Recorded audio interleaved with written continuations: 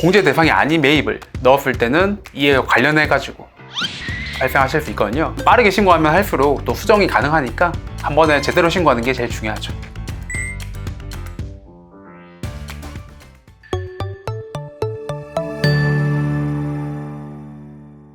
네, 안녕하세요. 딸깍세무 김태규 세무사입니다. 오늘은 이제 이번 7월달 부가가치세 신고에 맞춰가지고 부가가치 세금 관련해가지고 준비를 해왔습니다.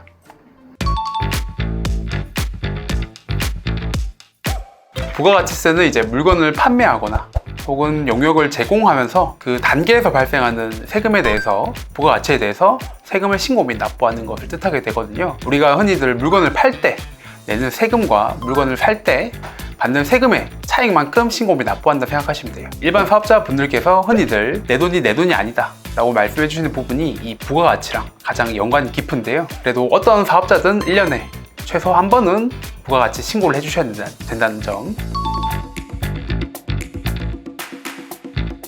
먼저 간이가세자는 일반적으로 이제 세금 신고 능력이 좀 영세해가지고 세금 신고 능력이 좀 떨어지는 사업자를 뜻하게 되는데, 이런 사업자 같은 경우는 국가에서 세금 신고에 대한 의무를 좀 부담을 덜어주고자 1년에 한 번 신고할 수 있게 하는 것들이 이제 부가세법상 지정해 놓은 부분이고요. 일반 과세자는 간이 과세자가 아닌 다른 일반적인 사업자라 생각해 주시면 되고요. 법인 사업자는 그냥 법인으로, 개인이 아닌 법인으로 사업을 진행하시는 사업자를 법인 사업자라고 합니다. 부가가치세 신고 기간은 이제 사업자별로 좀 다른데요. 크게는 개인 사업자 그리고 법인 사업자로 나눌 수 있고요. 개인 사업자 같은 경우에는 간이 과세자 그리고 일반 과세자로 나눌 수 있거든요. 간이 과세자는 1년에 한 번 매년 1월 25일까지 신고 및 납부하시게 되는데요. 신고 대상 기간은 매년 1월부터 12월 말일까지 신고하시면 되고요. 그다음에 일반 과세자는 보통 상반기, 하반기 1년에 2번 신고하게 되는데요. 상반기는 7월 25일까지, 하반기는 매년 다음해 1월 25일까지 신고 및 납부하시면 됩니다. 마지막으로 이제 법인 사업자는 매 분기별로 신고하시게 되는데요. 일반적으로 4월, 7월, 10월, 다음에 1월까지 신고 및 납부하시게 되고요. 다만 법인 사업자 같은 경우에는 일반 개인 사업자와는 다르게 분기별로 신고한다는 점이 좀 차이점이 있는 거죠.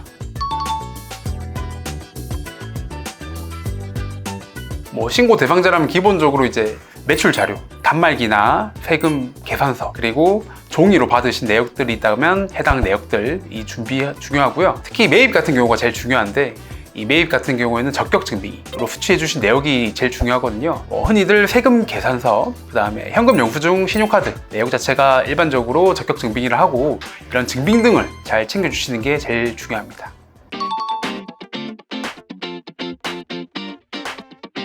일반인 분들도 홈택스로 충분히 신고하실 수 있고요. 다만 이제 복잡한 세금 부분이 있거나 절세를 생각하신다면 세무 대리인을 통해서 신고하시길 추천드립니다.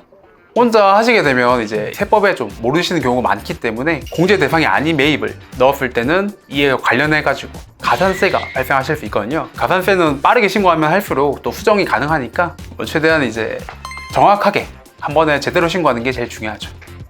찾아오시면 저희가 절세 제대로 해드리겠습니다. 어떤 세무 대리인을 이용하시더라도 최대한 절세, 납세자분한테 유리한 방향으로 이끌어 줄 수 있는 세무 대리인을 선임해가지고 진행하시길 권해드립니다. 지금까지 절세 사냥꾼 김태규 세무사였습니다. 감사합니다.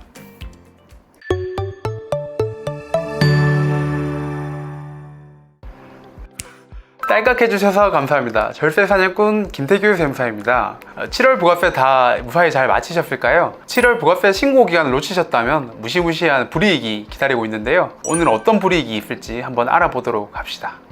이번 7월 부가세는 일반 과세자 그리고 법인 사업자를 포함해가지고 신고 대상 기간인 1월부터 6월 말일까지에 대해서 7월 25일까지 신고 및 납부하셨어야 되는데요. 신고하지 못했다면 가산세가 기다리고 있습니다.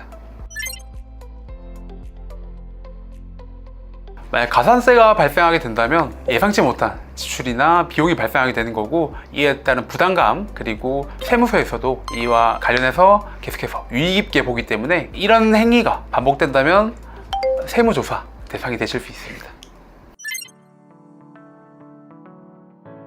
가산세는 대표적으로 세 가지가 있는데요. 첫 번째는 무신고 가산세, 두 번째는 과소신고 가산세, 세 번째는 납부지연 가산세가 있습니다. 무신고 가산세는 말 그대로 이제 신고하지 않았을 때 발생하는 세금인데 최소 이제 20% 그리고 부당하게 무신고했을 때는 40%까지 붙을 수 있고요. 예를 들어 신고하지 않았을 때 납부세액이 100만 원이 나왔다고 하면 이에 대해서 20%인 20만 원이 추가로 발생하게 되는 거고요. 부당행위라고 하면 40만 원이 발생하게 되는 거겠죠.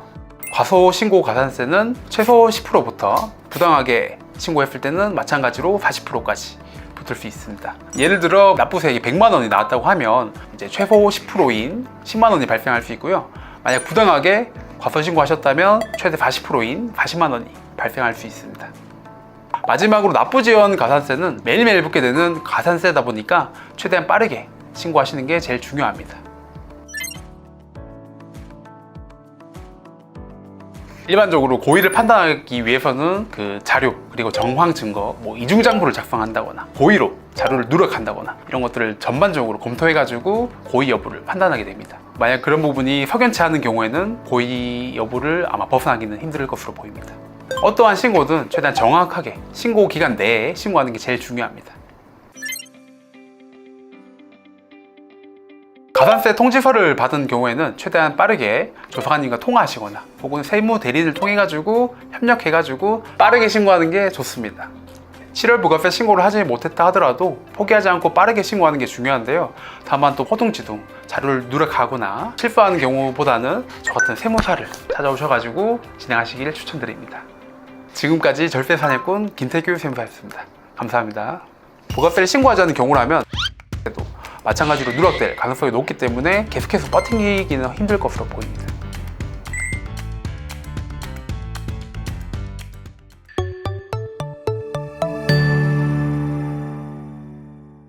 딸깍해주셔서 감사합니다. 절세 사냥꾼 김태규 세무사입니다. 오늘은 주요 세금 중 하나인 부가가치세에 대해서 알아볼 건데요.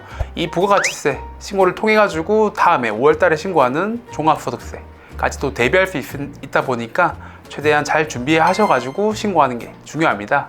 바로 알아보도록 하겠습니다. 부가가치세는 대표적인 간접세인데요. 세금을 부담하는 사람과 세금을 납부하는 사람이 다른 세금입니다. 즉 우리가 일반적으로 판매자가 소비자한테 물건을 판매하고 이 세금을 잠시 보관하고 있다가 신고 기간에 신고하고 납부하는 세금인 거죠. 주변에서 우리가 흔히들 쉽게 볼 수 있는 세금이 바로 부가가치세입니다. 종합소득세는 흔히들 많이들 알고 계시다시피 매년 5월달에 지난 1월부터 12월까지 발생한 수입에 대해서 신고하는 걸 뜻하게 되는데요. 여기서 신고해야 되는 수입은 이자, 배당, 근로, 사업, 기타, 연금소득이 대표적으로 있고요. 이런 소득을 합산해가지고 매년 5월달에 신고하게 됩니다. 부가세는 1년에 한 번 혹은 2번 신고하게 되는데 부가세 때 신고한 수익 금액 자체가 종합소득세 신고의 근간이 되기 때문에 이 부가세를 누락하거나 빠뜨리지 않는 것이 제일 중요합니다. 간이가세 기준 자체는 이제 24년 7월 1일부터 공급대가 기준으로 1억 400만 원으로 변경이 되었는데요. 직전 8천만 원보다 2,400만 원 상향된 기준이라고 볼 수 있습니다. 일반 과세자랑 간이가세자는 대표적으로 3가지의 차이가 있는데요. 첫 번째는 이제 신고 시기에 대해서 차이가 있어요. 일반 과세자는 상반기, 하반기 보통 1년에 2번 정도 신고를 하게 되고요. 간이가세자는 1년에 한 번 매년 1월 25일까지 신고하게 됩니다. 두 번째는 세금 부담의 차이가 있는데요. 일반 과세자는 보통 10%의 세율을 부담하게 되는데 간이가세자는 부담하는 세율도 더 낮고요. 공제받을 수 있는 세율 자체도 0.5%로 엄청 낮게 책정되어 있습니다. 마지막으로 이제 세금 계산서 발행이 있는데요. 일반 과세자는 매출에 따라 상관없이 세금 계산서를 발급할 수 있지만 간이과세자는 4,800만 원 미만이라고 하시면 발급이 불가하고요. 또 무엇보다 간이과세자는 부가세 환급이 불가능합니다. 부가세를 미신고 하시는 경우에는 가산세가 문제가 되는데요. 3가지 가산세가 있는데 무신고 가산세, 과소신고 가산세가 있고요. 마지막으로 납부지연 가산세가 있거든요. 무신고 같은 경우에는 가산세율 자체가 20% 혹은 40%이기 때문에 다른 과소 신고보다는 훨씬 더 높은 세율이 적용된다고 볼 수 있죠. 부가세를 신고하지 않는 경우라면 종합소득세도 마찬가지로 누락될 가능성이 높기 때문에 계속해서 버티기는 힘들 것으로 보입니다. 일반적으로 부가세를 신고하는 방법에는 대표적으로 홈택스가 있죠. 특별히 매출이 많거나 매입이 많지 않은 경우에는 홈택스를 통해 가지고 혼자서 진행하실 수도 있고요. 복잡한 절세 부분이 있다거나 세무 관계가 얽혀 있다고 하면 세무 대리인을 통해 가지고 신고하시길 추천드립니다. 오늘은 많은 분들이 궁금하셨던 부가가치세에 대해서 알아봤는데요. 이 부가가치세를 잘 준비하셔야 매년 5월달에 종합소득세도 대비하실 수 있으니 꼭 누락하거나 빠뜨리는 부분 없이 잘 신고하시길 바랍니다. 지금까지 절세사냥꾼 김태규 세무사였습니다. 감사합니다.